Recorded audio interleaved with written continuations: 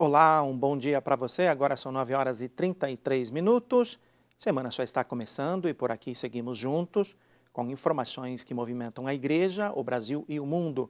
Hoje é segunda-feira, 27 de abril de 2026. Jornal ao vivo de São Paulo, por isso você tem aí imagens da capital paulista, céu nublado com previsão de pancadas de chuva ao longo do dia. Temperaturas seguem em elevação.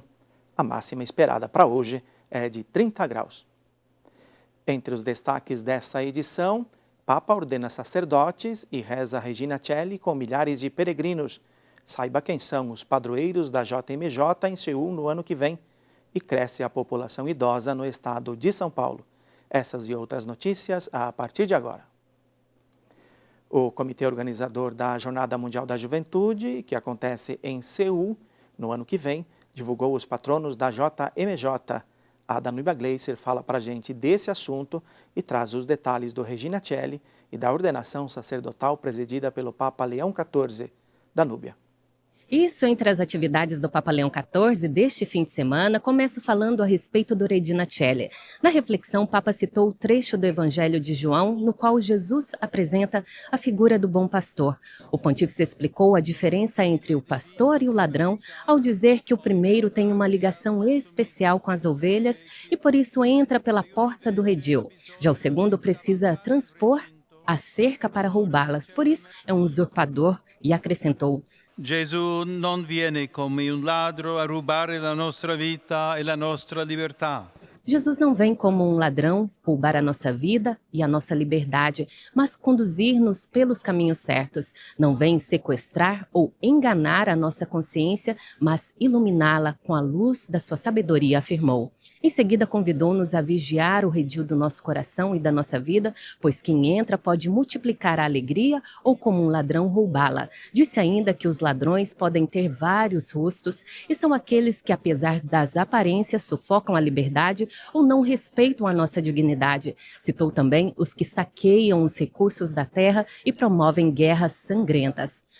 Mais cedo, antes do Regina Coeli, na Basílica de São Pedro, ao marcar o 63º Dia Mundial de Oração pelas Vocações, Leão presidiu a ordenação de 10 novos padres para a Diocese de Roma. Em sua homilia, afirmou que é o Espírito Santo que une pessoas e vocações na liberdade para que ninguém viva apenas para si mesmo. Nesta linha, orientou: vós sois chamados a um específico, delicado e difícil modo de amar, e mais ainda de vos deixar desamar na liberdade, um modo que pode fazer de vós, além de bons sacerdotes, também cidadãos honestos, disponíveis, construtores de paz e de amizade social. E eu trago ainda uma última informação: o comitê organizador local da Jornada Mundial da Juventude anunciou os 5 santos patronos da JMJ Seul 2027. São eles: São João Paulo II, o idealizador das jornadas, o Santo André Quintaigon, o primeiro sacerdote católico coreano, Santa Francisca Xavier Cabrini, missionária conhecida por seu cuidado com migrantes e pobres, a ex-escrava que se tornou freira, Santa Josefina Baquita, e São Carlo Acutis, o jovem santo da era digital. De Roma, Danúbia Gleiser para o Canção Nova Notícias, edição da manhã. Obrigado, Danúbia. Grupos que fazem parte da família salesiana do estado de São Paulo participaram de um dia de oração, partilha e renovação da missão iniciada por Dom Bosco. O Dia da Espiritualidade Salesiana foi realizado no sábado no histórico Liceu Coração de Jesus, na capital paulista. O evento reuniu diversos grupos que compõem a família salesiana no estado de São Paulo. Portanto, um dia de convivência, um dia de oração, um dia de reflexão, um dia marcado pelo carisma de Dom Bosco e de Madre Mazarello. Após a partilha do café, os vários grupos participaram da Santa Missa na Igreja do Sagrado Coração de Jesus. Em seguida, foram para o Teatro Grande Otelo para refletir a mensagem anual do Reitor-Mor dos Salesianos: fazei tudo o que ele vos disser, crentes livres para servir. O evento fez memória também aos 150 anos das primeiras expedições missionárias salesianas. A finalidade de seguirmos então entusiasmados pelo carisma salesiano, apaixonados por Jesus Cristo, apaixonados pela missão educativa, evangelizadora, continuarmos no mundo a missão que São João Bosco realizou, que Madre Mazzarello realizou. Sendo parte da família salesiana, a Canção Nova também se fez presente. O nosso fundador, ele salesiano, né, começou aqui no Liceu, Liceu aqui em São Paulo, né, e a Canção Nova pela espiritualidade, buscando o caminho do Senhor, continua nesse caminho com os salesianos, né? Dados da PNAD contínua do IBGE revelam um crescimento da população idosa no estado de São Paulo. Nos últimos 13 anos, houve um aumento de 3 milhões de habitantes com mais de 60 anos. A repórter Aline Mércio tem os detalhes. Exatamente, Sidney. O governo de São Paulo fez uma comparação entre a pesquisa PNAD contínua de 2012 e 2025. O levantamento mostrou um crescimento de 3 milhões de pessoas no estado. E o que chama a atenção é o aumento no número de idosos, que são pessoas com 60 anos ou mais. Em 2025, essa faixa etária chegou a mais de 8 milhões, o que equivale a 17,6% do número total. Em 2012, essa porcentagem era de 12,8%. Enquanto o número de idosos cresceu, o de jovens mostrou queda nesses 13 anos. Segundo os dados de 2025, a faixa etária abaixo dos 25 anos caiu em 9,6% e a dos 25 a 29 anos teve queda de 11,6%. São Paulo também é o estado com o maior número de moradores do Brasil, 22% do total no país. Voltamos aos estúdios. Obrigado, Aline. Ontem foi o Dia Nacional de Combate à Hipertensão Arterial no Brasil. Essa enfermidade atinge 27% dos brasileiros e, se não tratada, pode causar outros problemas de saúde, como a doença renal. Sobre esse assunto, nós conversamos com a médica nefrologista Fernanda Moreira. Acompanhe. A hipertensão, quando não tratada, essa pressão não controlada, que não faz o acompanhamento adequado com as medicações adequadas, essa pressão alta ao longo dos anos, ela agride os pequenos vasos lá no rim. Com essa agressão, ao longo dos anos, com essa pressão alta ao longo dos anos, vai diminuindo a taxa de funcionamento do rim, que pode até levar à diálise. E hoje, falei, no último censo da Sociedade Brasileira de Nefrologia, agora em 2025, a segunda causa de paciente em diálise é a hipertensão. Lembrando que tanto a hipertensão quanto a doença renal crônica são doenças silenciosas. E a doença renal, ela é um exame que ela demora muito para dar sintoma, só dá sintoma nos estágios finais. Então, o acompanhamento com o clínico mesmo do seu quadro de hipertensão, todo hipertenso deve ter dosado pelo menos uma vez por ano a creatinina. Tanto a creatinina, né, no sangue, quanto a pesquisa de albumina na urina, porque esses são dois exames simples que tem no Sistema Único de Saúde e ver se o rim está funcionando bem, ou às vezes a maior parte, a creatinina está boa, mas já perde um pouquinho de proteína na urina, e aí tem algumas medicações que são mais indicadas nesses casos, né, que inclusive são usadas para o tratamento da hipertensão. Então, é importante que você tenha um acompanhamento com o seu médico clínico, médico de família, encontra alguma alteração para que esse paciente seja aí sim referenciado e encaminhado ao nefrologista. Daqui a pouco, São Paulo ganha primeiro espaço para acolher motoboys. Nós voltamos daqui a pouquinho, logo após o intervalo.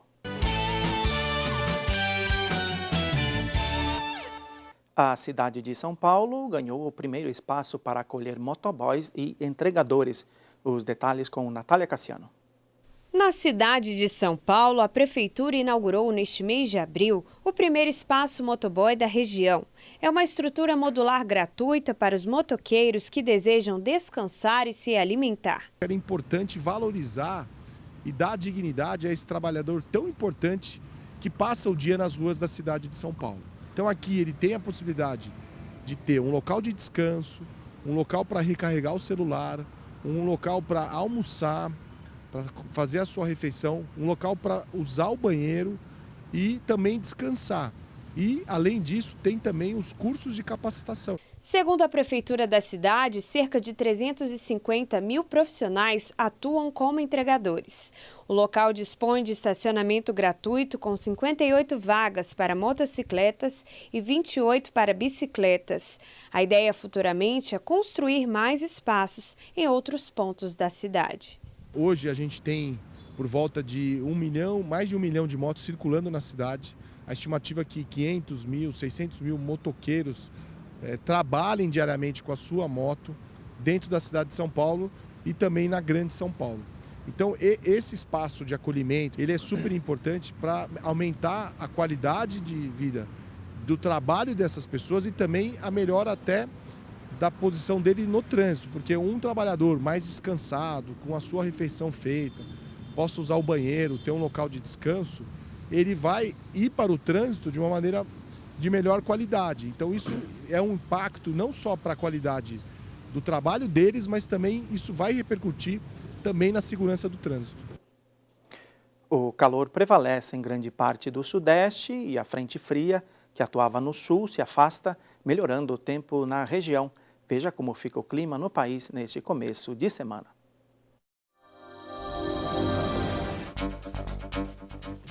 No sul pode ter chuva fraca no litoral e no interior catarinense. Já no Paraná, chove de moderada a forte intensidade, com trovoadas, principalmente no norte e nordeste do estado.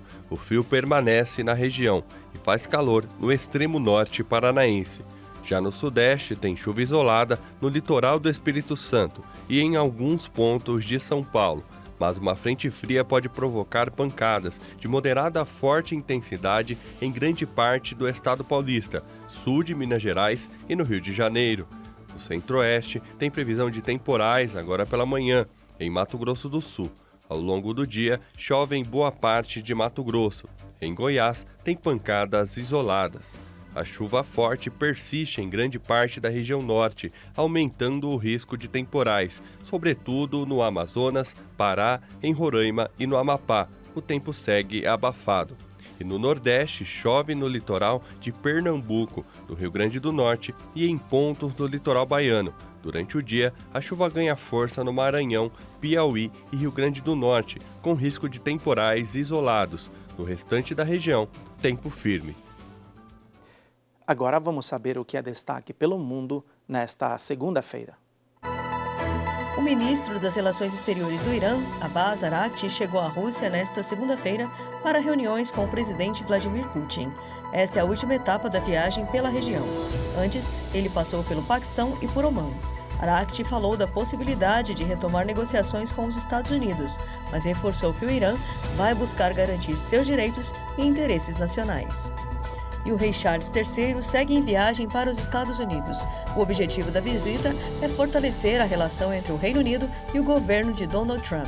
As relações entre os dois países chegam ao ponto mais baixo em 70 anos devido aos conflitos no Irã. A visita acontece no contexto dos 250 anos da Declaração da Independência dos Estados Unidos. Houve protestos no Palácio de Buckingham contra a visita do monarca.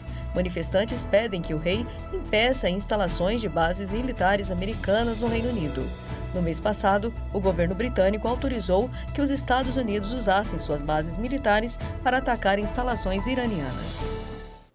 Na Terra Santa, autoridades locais enfrentam um grande desafio: prevenir e também... Na Terra Santa, autoridades enfrentam um grande desafio: prevenir e combater o roubo de objetos antigos em sítios arqueológicos. As peças recuperadas fazem parte de uma exposição. Acompanhe na reportagem.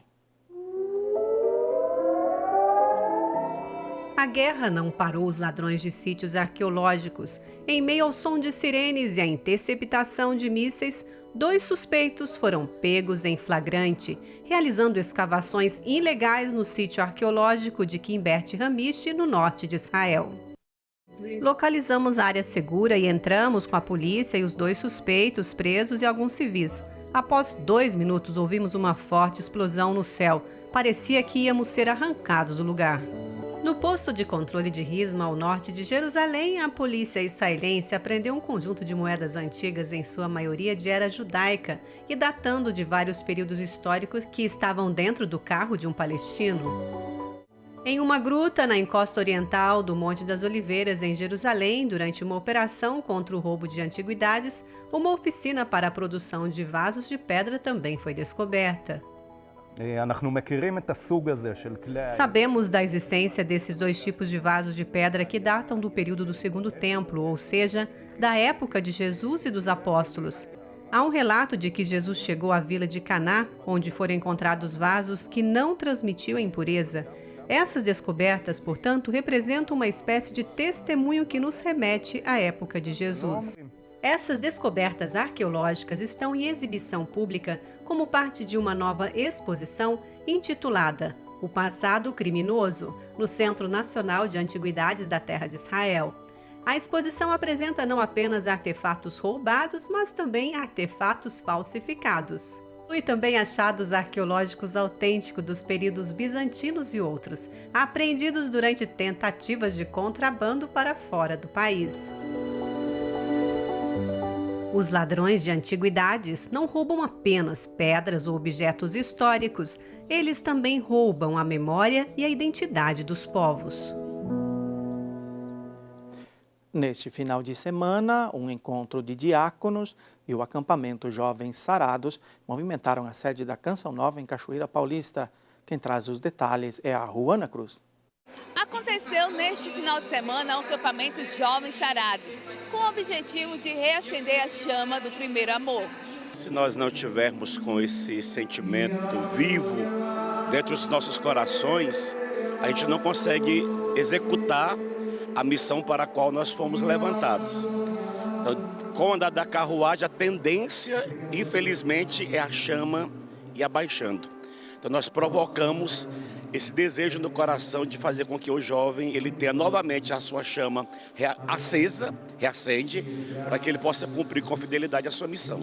Também aconteceu neste final de semana o encontro nacional dos diáconos das expressões carismáticas. Esse encontro ele é uma possibilidade de diáconos das mais diversas dioceses, nós temos aqui representações de vários estados do Brasil, que tiveram a sua origem, o seu despertar vocacional numa expressão carismática de se reunirem. É um encontro, um momento de partilha, de vida fraterna, no qual os diáconos e as esposas puderam assim se confraternizar, orar juntos, partilhar a palavra, ouvir a voz da igreja. Tivemos aqui a presença de Dom Alberto Taveira conosco, um momento riquíssimo de grande graça de Deus para nós nesse tempo.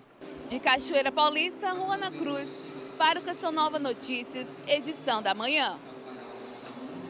A 16ª Assembleia Geral da Comunidade Canção Nova entra hoje no 4º dia de atividades. De Lavrinhas, no Vale do Paraíba, Isaac Vale traz as informações para Isaac. Sidney, um bom dia para você e para todos que nos acompanham. A 16ª Assembleia Geral da Comunidade Canção Nova teve início então na sexta-feira e vai até o próximo domingo, dia 3 de maio. Nesse ano, a Assembleia vai escolher o novo Conselho Geral, que terá mandato de 5 anos. Serão eleitos os seguintes cargos: presidente, vice-presidente, formador-geral, secretário-geral, ecônomo-geral, membro sacerdote encarregado dos clérigos, membro casado encarregado dos casais, membro celibatário encarregado dos celibatários e mais 2 conselheiros gerais. Hoje as atividades tiveram início às 7 da manhã com a Santa Missa celebrada pelo presidente da Comunidade Canção Nova, Padre Wagner Ferreira.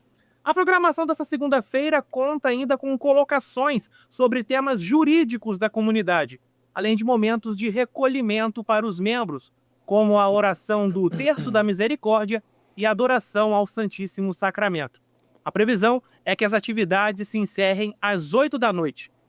Essas são as informações. Sidney, eu volto com você no estúdio. Obrigado, Isaac. A edição de hoje fica por aqui. Outros destaques você confere em nosso site e acompanhe mais um Canção Nova Notícias às 6:45 da noite. Obrigado pela companhia. A gente se despede com imagens da Praça São Pedro no Vaticano. É você, mais perto do Papa. bom começo de semana e até amanhã.